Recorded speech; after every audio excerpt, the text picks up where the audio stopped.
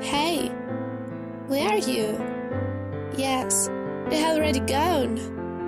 Of course I don't. If they knew that you come here, they would not allow us to be friends. I know. It's so unfair.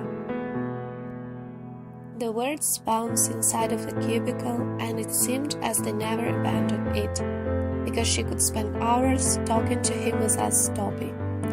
A new wave of sweet notes of her voice invaded the room. The tiny poky room was now her home. 4 white walls, an old wooden rocking chair, and a bed decorated the austere surroundings.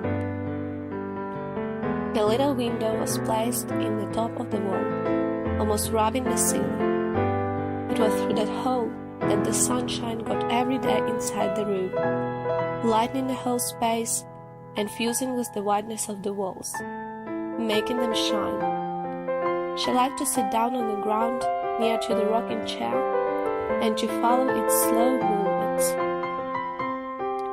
She could spend hours looking the swaying, but in fact she didn't care about it. She had all the time in the world. She liked inspecting different textures. She ran her pale hand over the border of the rocking chair, feeling with her skin the rough texture of the wood. She also liked touching steel parts of the bed. Placing her hand on them, she felt a cold, which crossed her body and fused with it. It was a depressive and suffocating atmosphere for any person, but not for her. Having lost any contact with the real world, she was enjoying her loneliness. The isolation had completely changed her. She could smell scents that nobody else could perceive. She felt invisible fingers touching her body when they were gone. And the voices, "No, stop, please stop talking, please." It was a real madness. She heard voices that nobody else could hear, and she was always talking to the friend of her. Poor girl, he didn't even exist. He was her support. She blindly trusted him, and she allowed him to read her mind and to advise her. He got into her life when she most needed it, when the rest of the people had abandoned her.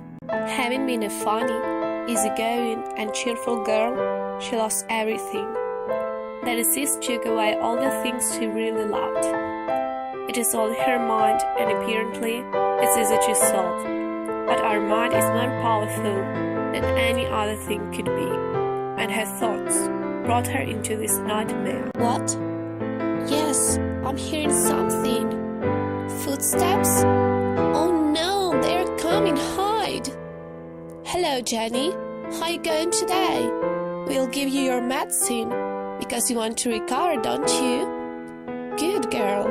Have a good night's sleep. Stuck between reality and imagination, she'll spend her entire life afraid and alone.